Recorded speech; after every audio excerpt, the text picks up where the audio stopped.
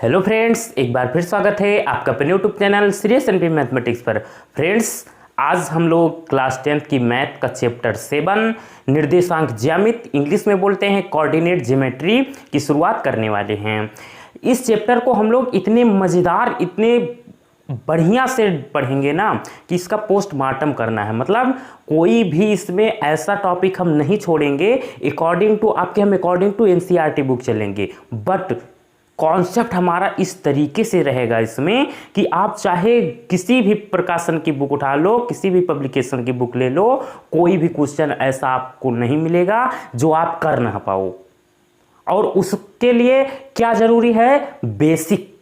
Math में अगर basic आपकी मस्त है, एकदम बढ़िया से जानकारी है, तो बुक मायने नहीं रखती। कोई भी बुक हो, सारे प्रश्नों को आप मिनटों में सॉल्व कर दोगे। तो सबसे बढ़िया और बेस्ट टीचर की पहचान यही होती है कि मैथ का सबसे पहले आपको एकदम विधिवत उसका बेसिक बताए। ठीक है, अब आप लोग बड़े हो चुके हैं, समझदार हो चुके हैं, आप लोग अच्छे और बुरे की थोड़ी बहुत तो समझ करने ही लगे होंगे। तो इसलिए मैं क्या कर रहा हूँ, सबसे पहले आप लोग को क्लास 9th में ले जाऊँगा, आपको बचपन वाली बातें थोड़ी सी याद दिलाऊँगा, और उसके बाद में हम आएंगे आपके चैप्टर नंबर 7 पर। और आज हम लोग एक्सरसाइज 7.1 के बेसिक की कुछ जानकारी लेंगे। और इतना बढ़िया सा अगर देखें तो इतना बढ़िया अगर आप नोट बनाना चाहो तो बनेगा कि क्या बताऊं। बस एक एक पॉइंट आप लोग सुनते रहिएगा, और इसका बेसिक इस तरीके से आप लोग को पढ़ा दूंगा ना कि मैं एक्सरसाइज 7.1 का क्वेश्चन करवाऊं या ना करवाऊं, आप लोग स्वयं करोगे।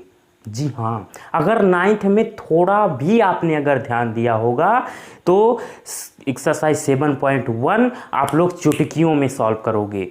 बस थोड़ा सा 4-6 मिनट का बेसिक रहेगा, उसको देखने के बाद देखना कितना मज़ेदार ये चैप्टर आपको कितना मज़ेदार लगने लगेगा। कुछ नहीं है यार, चैप्टर नंबर 7 में बहुत छोटा चैप्टर है, मात्र 3 ही फॉर्मूले में पूरा चैप्टर बर्बाद हो जाएगा। 3 फॉर्मूले केवल। तो सबसे पहले अब हम अपनी पुरानी बातों को याद करते हैं फिर से। क्लास 9th में हम लोगों ने पढ़ा था क्या? अच्छा एक मिनट, निर्देशांक ज्यामिति। तो इसको देखो, सन 1637 की बात है। 1637 ईस्वी में एक फ्रांसीसी दार्शनिक थे, रेने देकार्त। कौन थे? Renee Descartes. रेने देकार्त, ठीक है। तो फ्रांसीसी वैज्ञानिक थे रेने देकार्त।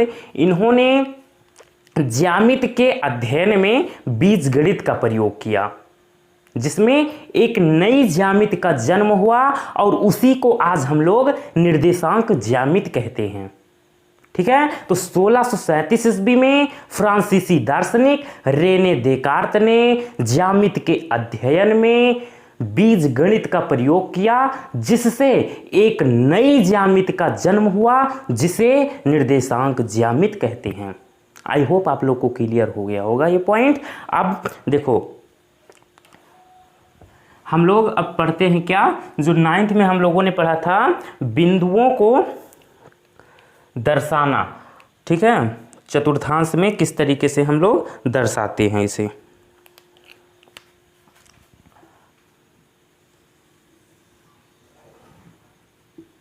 काफ़ी बच्चों को तो पता ही होगा, लेकिन कुछ बच्चे भूल गए होंगे, तो उन्हें मैं याद दिला दे रहा हूँ। ये देखो, बस 2 मिनट टाइम दीजिए। ये होता है हमारा प्यारे एक्स एक्सिस, एक्स अक्ष। ठीक है, ये होता है हमारा एक्स डैश अक्ष, ये होता है हमारा वाई अक्ष, और ये होता है हमारा वाई डैश अक्ष। ठीक है। तो राइट साइड की सारी दूरियां पॉजिटिव होंगी, इधर की सारी दूरियां प्लस की होंगी, लेफ्ट साइड की सारी दूरियां माइनस की होंगी, और ऊपर की सारी दूरियां प्लस, नीचे की सारी दूरियां हम किस में लेंगे? माइनस में लेंगे। ठीक है। अब अगर बिंदु की बात करें तो ये 0 होता है हमारा, इधर सब +1 +2 +3 +4 +5, ऊपर +1 +2 +3 +4 +5 +6, ठीक है।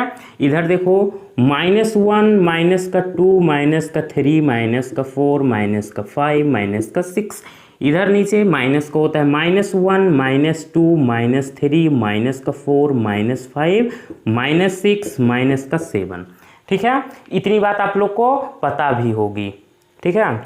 अब देखो हम बिंदुओं को दर्शाना सीख चुके हैं क्लास 9th में। अगर किसी बच्चे को नहीं पता तो देखो कैसे दर्शाते हैं। मान लो हमें बिंदु दे रखा है, कोई P बिंदु दे रखा है 3,5 और कोई Q बिंदु दे रखा है हमारा 5, -3।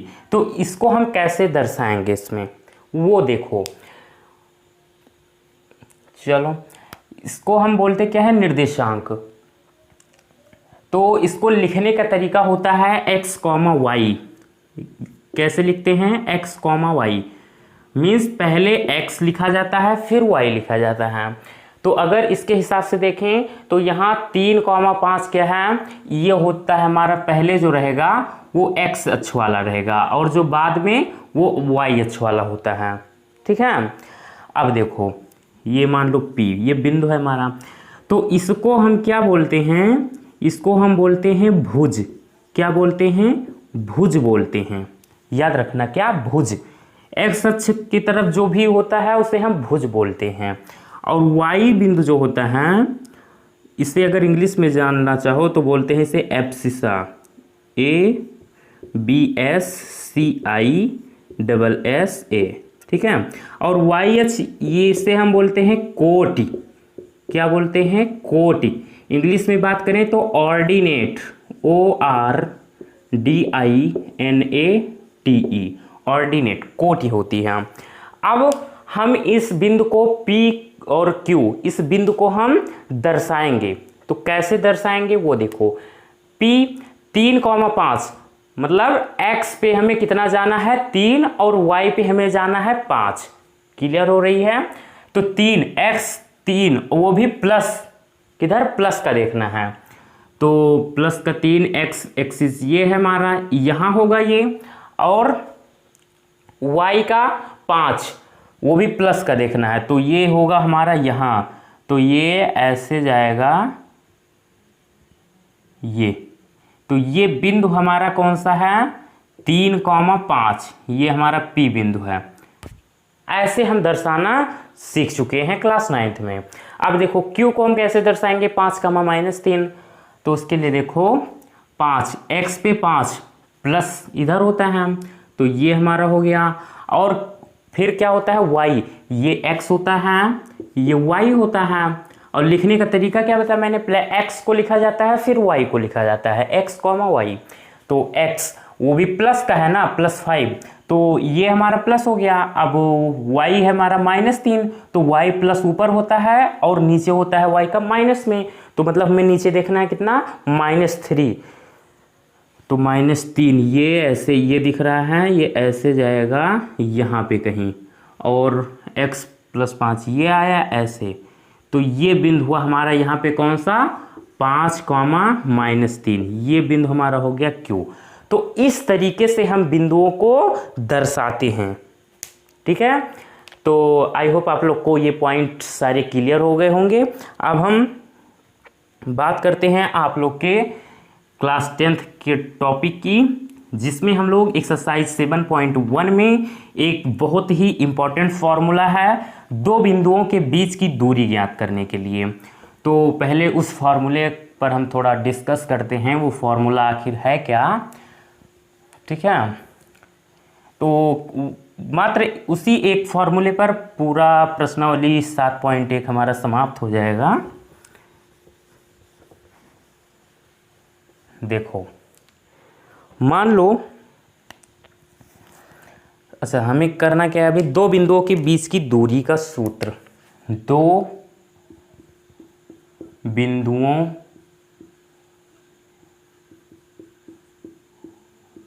के बीच की दूरी का सूत्र। ठीक है, दो बिंदुओं के बीच की दूरी का सूत्र होता क्या है, मान लो कोई बिंदु है ये हमारा ऐसे, यहाँ पर है P और यहाँ है Q, इसके निर्देशांक दे रखे हैं मान लो x, y और ये हमारा दे रखा है x, y। ठीक है, अब देखो हमें क्या करना रहेगा, दो बिंदु, एक बिंदु है P और एक बिंदु है Q, इसके बीच की दूरी निकालनी रहेगी। तो उसका एक फॉर्मूला है, कुछ करना नहीं है, बस फॉर्मूले को आपको रट के रखना है। तो वो फॉर्मूला क्या होता है, ध्यान से देखो, PQ, हमें दूरी किसकी चाहिए, PQ। तो PQ इज इक्वल्स टू, पहले तो हम इसको लिखते हैं भाषा में, लैंग्वेज में। ठीक है, तो PQ इसकी दूरी होगी भुज, भुज का अंतर, भुज किसे कहा था मैंने, x वाला, जो भी x के मान होंगे x, y ऐसे लिखा जाता है। तो जो पॉइंट x वाला होता है ना, उसे हम क्या बोलते हैं, भुज। x अवयव, इसे आप बोल सकते हो x अवयव, तो इसे हम बोलते हैं भुज। तो भुज का अंतर, भुजों का अंतर, भुज, कोई अभी अगर कंफ्यूजन होगी तो अभी देखना, डिस्टर्ब मत होना, ये मत सोचना कि समझ में ना आए, अभी आपके लिए थोड़ा नया है। अभी जैसे एक प्रश्न आपको कराऊंगा ना, बोलोगे हाँ मजा आ गया, बस अभी ध्यान से इसे देखते रहो। भुज का अंतर, भुज बोलते हैं x अक्ष वाले, जितने भी मान x अक्ष के होते हैं ना, उसे हम भुज बोलते हैं। भुजों का अंतर, ठीक है, भुजों का अंतर का वर्ग, और प्लस में कोटियों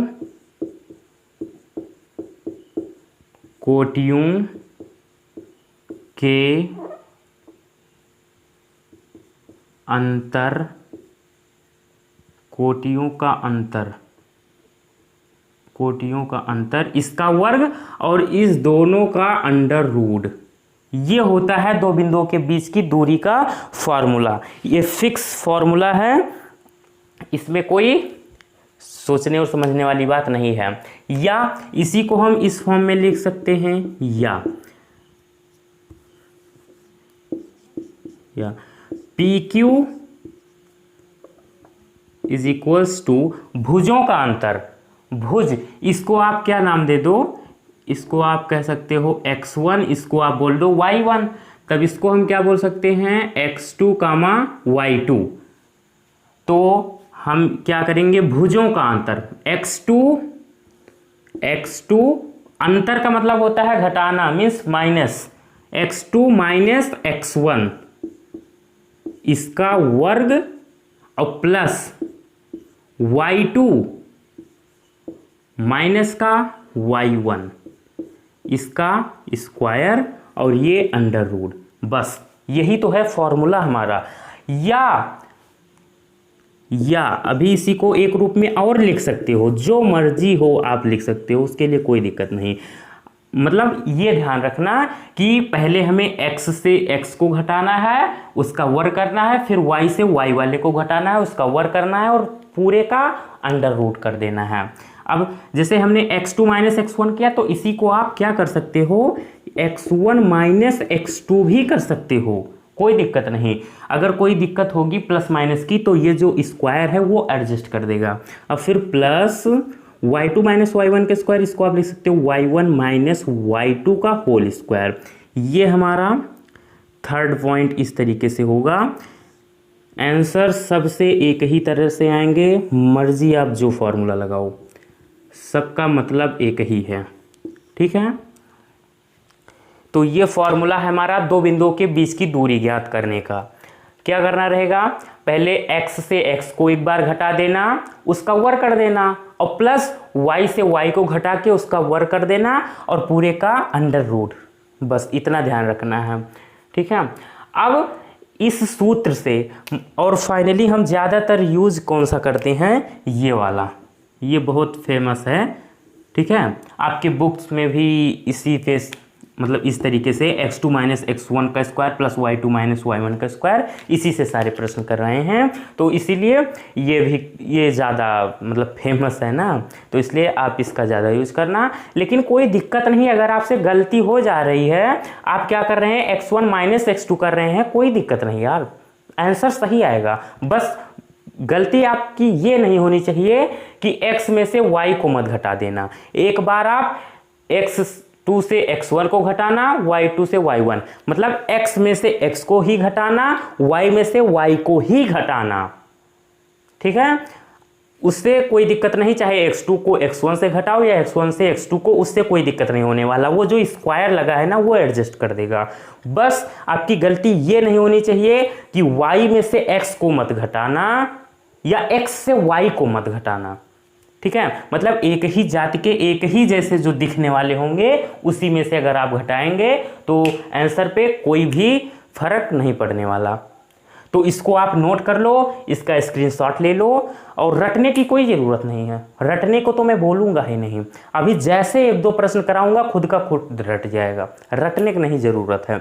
बस इसको केवल नोट कर लो कि हाँ ये होता है, ठीक है। अब इस फॉर्मूले से 3 तरीके की समस्याओं को हम हल करेंगे। उन तीनों तरीके की जो समस्याएं हैं उससे हम डिस्कस कर लेते हैं। चलो, तो फर्स्ट टाइप की हमारी समस्या ये रहेगी, संरेख। फर्स्ट टाइप की संरेख, संरेख इंग्लिश में बोलते हैं कॉलिनियर, COLLINEAR, कॉलिनियर। ये क्या होता है, देखो दिया रहेगा ना, 3 बिंदु उसमें दिए रहेंगे आपको, और बोलेगा उसमें कि सिद्ध कीजिए कि ये संरेख हैं वगैरह वगैरह इस तरीके से। तो आपको करना क्या है, इसका फिक्स पैटर्न है। आपको क्या रहेगा कि संरेख का मतलब हुआ, ये मान लो कोई रेखा है, इसमें 3 बिंदु होने चाहिए। कितने? 3 बिंदु। ये P है, ये मान लो है, चलो ABCD नाम दे दो, ये A B और इसे C, ये नाम दे दिया हमने। अब देखो यहाँ पे कोई बिंदु है हमारा, बिंदु का कोई काम ही नहीं, बस केवल ABC नाम दे दो, बस ये 3 बिंदु हमें पता है। अब बोलेगा आपसे कि इन तीनों बिंदु सिद्ध करो कि ये संरेख हैं, निर्देशांक दिए गए निर्देशांक संरेख हैं। तो करना क्या है आपको, एक बार आप क्या करना, AB के बीच की दूरी निकालना, और एक बार आप BC के बीच की दूरी निकालना, और एक बार आपको AC के बीच की दूरी निकालनी है। तो फाइनली आपको 3 बार दूरी निकालनी रहेगी। तो जब AB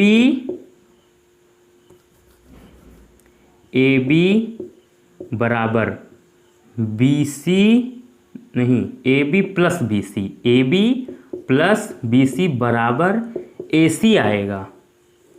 जब इस तरीके की कंडीशन होगी तब क्या होगा, बिंदु हमारे संरेख होंगे, दिए गए बिंदु संरेख होंगे। मतलब AB की बीच की दूरी और प्लस BC के बीच की दूरी अगर बराबर होगी AC के बीच की दूरी, तब बिंदु क्या होंगे, संरेख होंगे, कॉलिनियर होंगे, ठीक है। अब आखिर क्यों ऐसा, क्यों, ये मैथ है यार, ऐसे रटाऊंगा नहीं, कारण भी बताऊंगा क्यों। अगर मान लो ये रेखा है हमारी, नहीं ये है हमारा कोई A पॉइंट, ये है हमारा C पॉइंट, और ये है हमारा कोई B पॉइंट। तो अगर हमारी रेखा ऐसे होगी ना, ये वाली, ये BC, तब ये देखो ये ऐसे हो जाएगा, तो ये एक प्रकार का त्रिभुज बनेगा। तो जब आप इसके बीच की दूरी निकालोगे AB प्लस BC, तो वो AC के बराबर नहीं आएगा, कभी नहीं आएगा। तो नहीं आएगा जब, तो वो क्या हो जाएगा, एक त्रिभुज बन जाएगा। तो संरेख के लिए क्या जरूरी है, बिंदुओं को एक ही रेखा में होना। तो यहां से हमें क्या बात पता चलती है कि संरेख के लिए क्या प्रॉपर्टी होनी चाहिए कि तीनों बिंदुओं को एक ही रेखा में होना चाहिए, और इसीलिए AB प्लस BC बराबर होता है AC के। अगर बराबर नहीं होगा तो वो एक त्रिभुज बन जाएगा, तो संरेख होगा ही नहीं। और अगर ये कंडीशन नहीं फॉलो हो रही है तो हम उसे असंरेख बोलते हैं। क्या नाम देते हैं? असंरेख। असंरेख, असंरेख। तो संरेख की प्रॉपर्टी समझ में आई? क्या होना चाहिए? संरेख के लिए ऐसे 3 बिंदु रहेंगे। आपको ए बी के बीच की दूरी निकालनी है इस फॉर्मूले से। बस केवल अभी आप ऐसे देखते रहो, अभी एक क्वेश्चन कराऊंगा, सारी समस्या आपकी दूर हो जाएगी। बस साथ देते रहो ऐसे थोड़ा सा। ए बी के बीच की दूरी निकालना है, फिर बी सी के बीच की दूरी निकालना है, और लास्ट में हमें ए सी के बीच की दूरी निकालना है। तो जब ए बी के बीच की दूरी और प्लस बी सी के बीच की दूरी, इन दोनों की दूरियों को जोड़ो और वो ए सी के बीच की जो दूरी आई है उसके बराबर अगर आ जाएगी तो बिंदु हमारे संरेख होंगे। आई होप ये पॉइंट आपको रट गया होगा, इसमें कोई सोचने समझने वाली बात है ही नहीं। ठीक है, तो अगर आपको कुछ लग रहा है इसमें से नोट करने वाला तो आप नोट कर सकते हैं। मैं साइड में हो जा रहा हूँ, या स्क्रीनशॉट ले लो, फिर हम इसे हटा के फिर नेक्स्ट पॉइंट की बात करेंगे। हो गया, चलो। तो फ्रेंड्स, ये दूसरे प्रकार की समस्याएं हमारी होती हैं जो वो आकृति से संबंधित होती हैं। तो आकृति से संबंधित जो समस्याएं होती हैं उनको भी हम वही अपना बीच की दूरी वाले फॉर्मूले से हल करते हैं। तो उसमें समस्याएं कैसी कैसी, एक तो त्रिभुज आपको मिलेगा 2-3 प्रकार के, एक चतुर्भुज मिलेगा, एक वर्ग और आयत। बस इसमें हम 8 पॉइंट हैं, जिसमें से 7 पॉइंट हम लोग लिख लिए हैं। एक पॉइंट और बच रहा है, तो जगह नहीं थी इसलिए उसको अब आगे लिखेंगे। तो सबसे पहले इसको हम पढ़ेंगे। तो फ्रेंड्स, ये जानकारी अपने आप में इतनी ज़्यादा मतलब यूज़फुल है कि क्या बताएं। मतलब इसको अगर आप कहीं बढ़िया से एक अच्छे पेपर में नोट कर लेना, और जब आप एक्सरसाइज 7.1 करने बैठना ना, तो उसको साइड में लेकर ये नोट्स लेकर आप बैठ जाना, फिर देखना कितना मज़ा आएगा ना कि पूछो ही मत। वो टाइम आप देखना कितना मज़ेदार होगा। तो इसको मैं एक एक पॉइंट आप लोग को समझाता हूँ, और इसका मतलब आपको अभी इसका उपयोग नहीं समझ में आएगा जब तक हम इसके प्रश्नों को नहीं करेंगे। तो बस केवल अभी करना क्या है, इसको ध्यान से समझो, मैं समझा क्या रहा हूँ, मैं बोल क्या रहा हूँ, उस पर ध्यान दो। ठीक है, तो सबसे पहली बात आती है त्रिभुज की। तो त्रिभुज आपको पता होना चाहिए क्या होता है। त्रिभुज होता है 3 भुजाओं से घिरी आकृति। 3 भुजाओं से घिरी आकृति को हम त्रिभुज कहते हैं। ठीक है, मान लो ये है हमारा कोई त्रिभुज।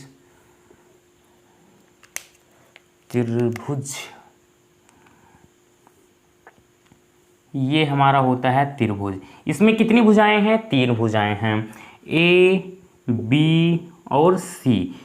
तो त्रिभुज की जब बात की जाएगी तो आपको 3 बिंदु हमेशा दिए होंगे, और कहेगा क्या प्रश्न में कि सिद्ध करो कि यह आकृति एक त्रिभुज है। बिंदु दे रखे होंगे आपको 3 बिंदु, और उसको क्या करना रहेगा, सिद्ध करना रहेगा आपको कि यह एक त्रिभुज है। तो और ऐसे बोलेगा कि सिद्ध करो कि यह एक समबाहु त्रिभुज है, या कह सकता है सिद्ध करो यह एक समकोण त्रिभुज है।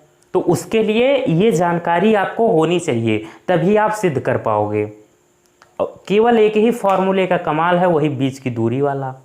तो उसको भी अभी हम करेंगे, उससे पहले ये पॉइंट आपको जानना बहुत ज़रूरी है कि जब बात की जाएगी, आपको प्रश्न कहेगा कि सिद्ध करो कि दिए गए बिंदु से एक त्रिभुज बनेगा, या कई तरीके के प्रश्न घुमा के पूछ सकता है, लेकिन आपको याद क्या रखना है वो मैं बताने जा रहा हूँ कि जब त्रिभुज की बात की जाएगी उस समय आप क्या करेंगे, तब हम सिद्ध करेंगे कि किन्हीं 2 भुजाओं का योग तीसरी भुजा से बड़ा है।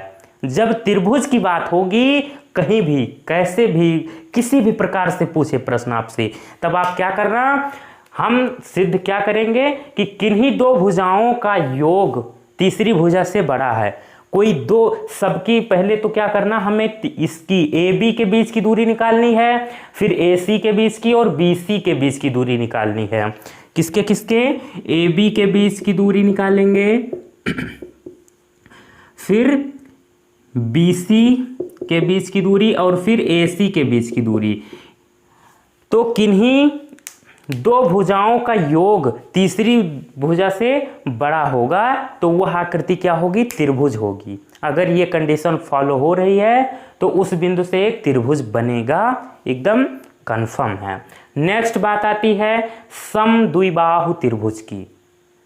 तो तब हम क्या सिद्ध करेंगे इस स्थिति में कि तब हम सिद्ध करेंगे कि त्रिभुज की कोई दो भुजा आपस में बराबर है।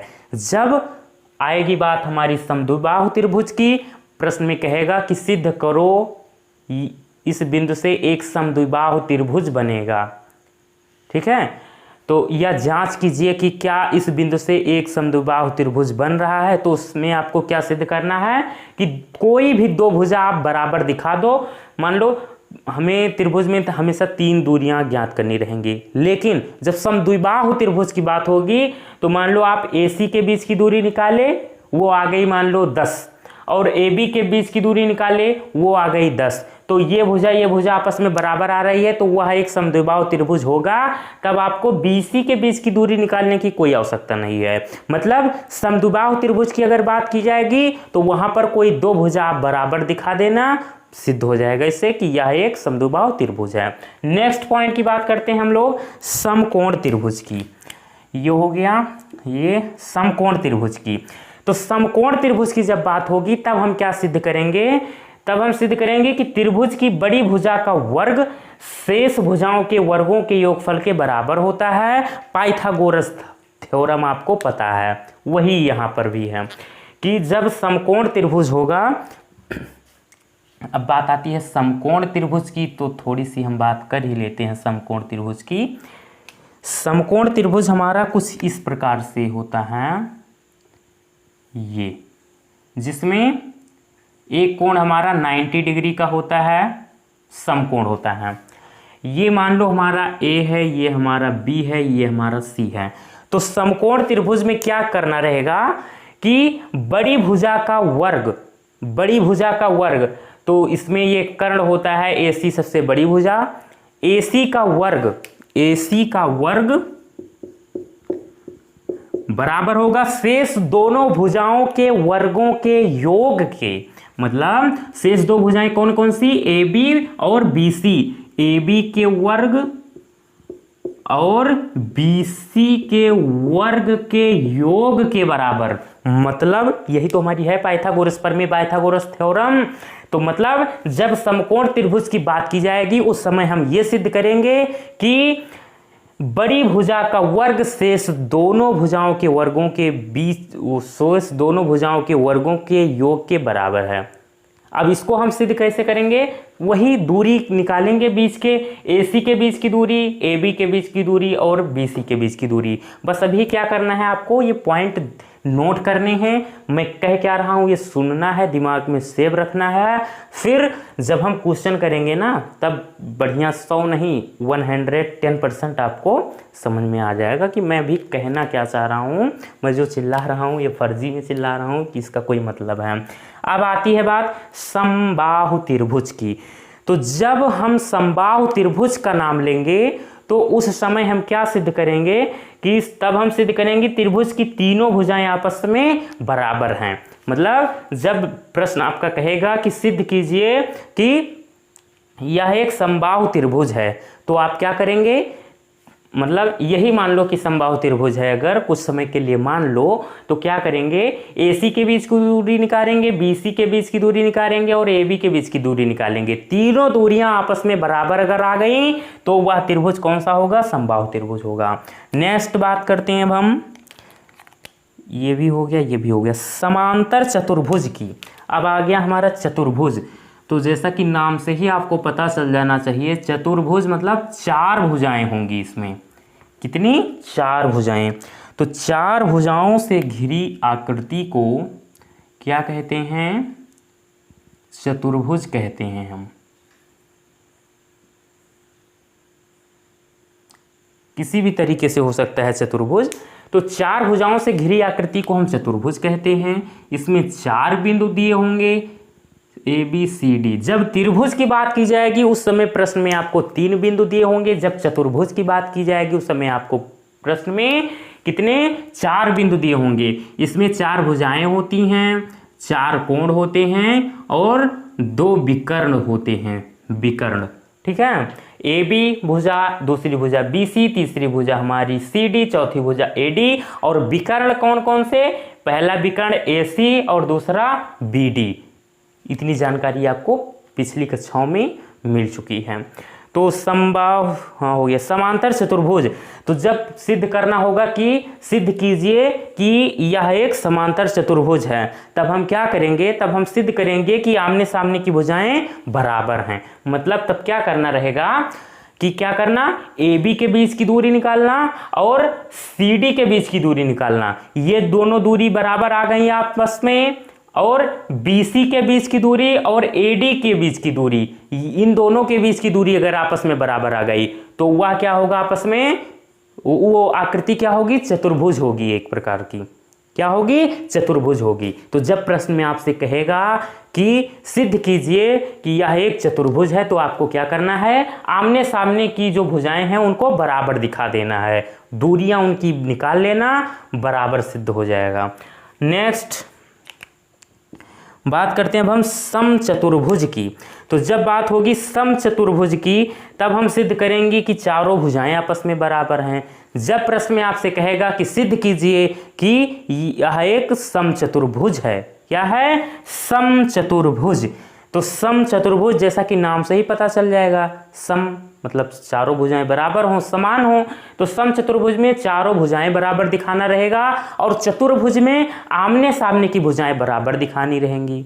ठीक है, तो समचतुर्भुज में ए बी के बीच की दूरी, बी सी के बीच की दूरी, सी डी के बीच की दूरी और ए डी के बीच की दूरी, चारों दूरियां आपस में बराबर होंगी, तो हम उसे समचतुर्भुज कहेंगे। नेक्स्ट बात आती है अब हमारी आयत। आयत क्या होता है, जब सिद्ध करना होगा कि सिद्ध कीजिए कि यह एक आयत है, तब हम क्या करेंगे, तब हम सिद्ध करेंगे कि आमने सामने की भुजाएं आपस में बराबर हैं तथा विकर्ण भी परस्पर बराबर है। तो हम आयत की बात कर लेते हैं। आयत होता क्या है, आयत की परिभाषा ही यही है, ऐसा चतुर्भुज जिसमें आमने सामने की भुजाएं बराबर हों तथा विकर्ण भी परस्पर आपस में बराबर हों, ये होता है हमारा आयत। भुजाएं इसमें भी 4 ही होती हैं, बट इसमें कंडीशन ये है कि आमने सामने की भुजाएं बराबर होती हैं। और एक बहुत महत्वपूर्ण जानकारी ये है कि इसमें चारों कोण जो होते हैं ना, वो समकोण होते हैं। विकर्ण इसमें 2 होते हैं, इसमें भी। तो जब आयत सिद्ध करना होगा तो क्या करेंगे, आमने सामने की भुजाएं बराबर सिद्ध करेंगे और विकर्ण भी परस्पर आपस में बराबर सिद्ध करने होंगे। मतलब ए बी के बीच की दूरी सिद्ध करनी होगी कि ये बराबर है सी डी के बीच की दूरी की, और बी सी के बीच की दूरी बराबर है ए डी के बीच की दूरी की। ठीक है, तो 4 दूरियां ये निकालनी रहेंगी, और 5वीं ए सी विकर्ण ए सी के बीच की दूरी और बी डी के बीच की दूरी ये बराबर होनी चाहिए आपस में। मतलब ये चारों भुजाएं आपस में बराबर, और इन दोनों विकर्णों के बीच की दूरी अगर बराबर है तब उसे हम बोलेंगे कि यह एक आयत है, अन्यथा वो आयत नहीं होगा। तो जब आयत सिद्ध करना होगा तब हमें 6 दूरियां निकालनी रहेगी। कितनी, 1 2 नहीं, 3 नहीं, 4 नहीं, 5 नहीं, 6 दूरियां निकालनी पड़ेंगी। नेक्स्ट, और हाँ अब तो खत्म हो गया, अब वर्ग की बात करेंगे। तो इसको अगर आप लोग अभी नहीं नोट किए हैं तो या तो इसको वीडियो को रोक करके नोट कर लो, और या तो क्या करिए, बढ़िया सा उपाय है कि आप इसका एक स्क्रीनशॉट ले लो। फिर थोड़ी सी जानकारी और बची है, उसके बाद में हम एक प्रश्न करेंगे, तब देखना ये सब बहुत अच्छे तरीके से समझ में आ जाएगा आप लोग को। अभी बस केवल सुनते रहो। तो नोट कर लिया इसे, चलो अब एक लास्ट पॉइंट बता था इसमें, वर्ग। जब आपको सिद्ध करना होगा कि यह एक आकृति एक वर्ग है, तब आपको क्या करना रहेगा, वर्ग होता क्या है वो देखो। वर्ग होता है ना हमारा, इसमें चारों भुजाएं जो होती हैं वो आपस में बराबर होती हैं। तो भुजा तो 4 ही होंगी, ए बी सी डी। कोण इसमें आपस में क्या होते हैं, समकोण होते हैं चारों, ये 2 विकर्ण होते हैं। इतनी प्रॉपर्टी होती है वर्ग की। तो वर्ग के लिए आपको क्या करना रहेगा, चारों भुजाओं को आपस में बराबर सिद्ध करना होगा, मतलब चारों भुजाओं के बीच की दूरी आपस में बराबर होनी चाहिए और उनका जो विकर्ण है ना वो भी आपस में बराबर होना चाहिए। जब वर्ग सिद्ध करना होगा तब क्या करेंगे, तब हम सिद्ध करेंगे कि चारों भुजाएं आपस में बराबर हैं तथा विकर्ण भी आपस में बराबर हैं। बराबर का मतलब इनके बीच की दूरियां बराबर हैं, दूरियां बराबर हैं तो भुजाएं बराबर होंगी। ठीक है, ये हो गया हमारा वर्ग। अब ये समस्या नंबर 2 थी हमारी। ठीक है, मतलब जो दूरी वाला फॉर्मूला है उससे हम 3 तरीके की समस्याओं को हल करेंगे। पहला मैंने बताया था संरेख, और दूसरा ये आकृति से संबंधित कुछ समस्याएं होती हैं, और अब तीसरी समस्या होती है हमारी 3rd नंबर समदूरस्थ।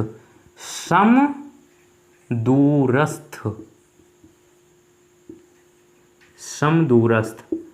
ठीक है, जैसा कि नाम से ही आपको थोड़ा थोड़ा तो पता चल जाना चाहिए, समदूरस्थ मतलब समान दूरी। देखो इसमें क्या होगा कि ऐसे कोई बिंदु दे रखा होगा, मान लो P। अच्छा नहीं बना, फिर से कर ले रहा हूं। ये कोई बिंदु है P और ये कोई बिंदु है A, ये कोई बिंदु है B। ठीक है, तो जब समदूरस्थ हमें सिद्ध करना होगा तो क्या सिद्ध करेंगे हम कि मतलब ये AP जो है, ये बिंदु P जो है x, y दे रखा है, तो दे रखा होगा प्रश्न में ऐसे कि सिद्ध करो कि बिंदु P जो है वो बिंदुओं AB से समदूरस्थ है। इस तरीके के प्रश्न आते हैं। तो हम क्या करेंगे, हम ये सिद्ध करेंगे कि जो AP के बीच की दूरी है वो BP के बीच की दूरी के बराबर है। मतलब सरल शब्दों में बोलें तो AP is equals to BP, ये हमें सिद्ध करना है। इसको कैसे सिद्ध करेंगे, AP के बीच की दूरी निकाल लेंगे और BP के बीच की दूरी निकाल लेंगे, अगर बराबर हैं तो बस समदूरस्थ हो गया। बस इतनी ही कहानी है, बस इतना ही बेसिक था इस चैप्टर का। अब हम एक प्रश्न आपको करवा रहे हैं आज, वो भी आपकी एक्सरसाइज से नहीं, अपने मन से कोई ले रहा हूँ। उससे आपको क्या होगा, बहुत ही बेनिफिट मिलेगा। आज जो कुछ भी पढ़ा है उसका मतलब समझ में आएगा कि इतना जो हम लोग किए हैं वो आखिर किसके लिए किए हैं। ठीक है, तो इसको अगर नोट करना चाहो तो नोट कर लो, फिर हम अब बात करते हैं एक एग्जाम्पल की। चलो अब हम एक क्वेश्चन ले रहे हैं। क्वेश्चन है कि बिंदुओं 8, -2 और 3, -6 के बीच की दूरी ज्ञात कीजिए। तो इसको हम करते कैसे हैं, बहुत ध्यान से समझना। अगर ये प्रश्न समझ में आ गया तो जितनी बेसिक मैंने कराई है बस उसी के बदौलत आप पूरा एक्सरसाइज 7.1 खत्म कर सकते हो, पूरी एक्सरसाइज। देखो तो सबसे पहला काम क्या रहेगा, सॉल्यूशन सॉल्व कर रहे हैं। अब हम फॉर्मूला पता होना चाहिए सबसे पहला काम। तो ये तो होता क्या है, PQ बीच की दूरी की फॉर्मूला होता है x2 - x1 का whole square plus y2 - y1 का होल स्क्वायर और पूरे का अंडर रूट, ये होता है। ठीक है, तो अब x2 और x1 होता क्या है वो देखो, आप कुछ भी कर सकते हो। x1 से x2 को घटा सकते हो, y1 से y2 को घटा सकते हो, उससे कोई दिक्कत नहीं। अगर गलती हो जा रही है तो कोई दिक्कत नहीं है, आंसर सही आएगा। जो स्क्वायर बैठा हुआ है ना वो एडजस्ट कर देगा। तो देखो ये होता है हमारा x1, ठीक है, और ये होता है हमारा y1, ये होता है हमारा x2, ये होता है हमारा y2। तो पता चल गया x1 और y1, x2 और y2 क्या है। अब देखो बस वैल्यू उठा करके फॉर्मूले में रख दो, सॉल्व कर लो, आंसर आ जाएगा। तो देखो क्या करेंगे, अंडर रूट लगाएंगे और ब्रैकेट x2 क्या है हमारा 3 लिख लिया हमने, माइनस है फॉर्मूले में माइनस, x1 है हमारा 8 तो हमने 8 लिख लिया पूरे का स्क्वायर, प्लस है तो प्लस, y2 हमारा -6 और माइनस ये फॉर्मूले वाला, और y1 है हमारा -2 कर लिया और इस पूरे का स्क्वायर। अब देखो अंडर रूट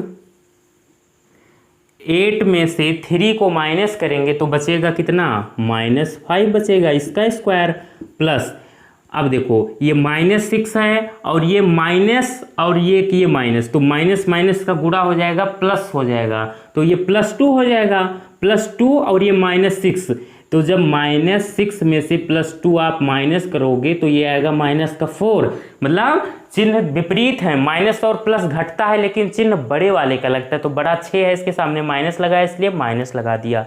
आपस में ये संख्याएं तो घटेंगी लेकिन जो संख्या बड़ी होगी उसके सामने जो चिन्ह लगा रहेगा वो लगाया जाता है आंसर में, ठीक है।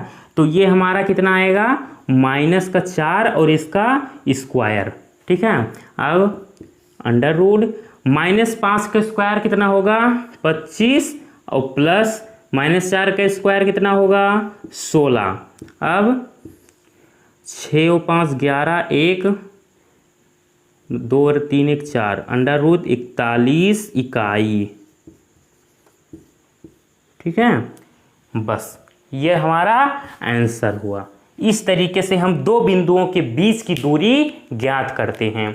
आई होप आप लोग को क्लियर हो गया बहुत बढ़िया तरीके से। मतलब क्वेश्चन कह रहा था, एक बार फिर से समझो, बिंदुओं 8, -2 और 3, -6 के बीच की दूरी ज्ञात कीजिए। हमें फॉर्मूला पता है x2 - x1 का स्क्वायर प्लस y2 - y1 का स्क्वायर पूरे का अंडर रूट। आप कुछ भी कर सकते हो, x1 - x2 भी कर सकते हो, y1 - y2 भी कर सकते हो, ठीक है, उससे कोई दिक्कत नहीं।